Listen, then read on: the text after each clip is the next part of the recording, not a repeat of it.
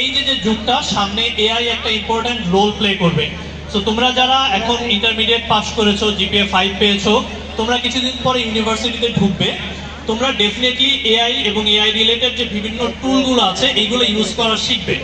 But at the same time তোমরা খেয়াল রাখবে যেন এআই উপরে তোমরা খুব বেশি ডিপেন্ডেন্ট না হয়ে যাও। এআই যেন তোমাদের নিজেদের ক্রিয়েটিভিটি বা নিজেদের যেই পড়াশোনার চেষ্টা এটাকে যেন বিঘ্ন না ঘটায়। আমি অনেক ইয়াং জেনারেশনে অনেককেই দেখি তারা সবকিছুর উত্তর এখন চ্যাটজিপিটিকে জিজ্ঞাসা করে। সো আমাদের সময় আমরা যেমন ইন্টারনেট ঘেটে, স্ট্যাক ওভারফ্লো বা অন্যান্য ওয়েবসাইট ঘেটে অনেক ধরনের ইনফরমেশন নিজেরা গ্যাদার করে নিজেদের জাজমেন্ট ইউজ করে আমরা একটা কনক্লুশনে পৌঁছাইতাম। এই জিনিসটা আজকাল আমি কম দেখছি, অনেকের মধ্যে প্রবণতা দেখি যে তারা টোটালি এআই টুলের উপর ডিপেন্ড করে।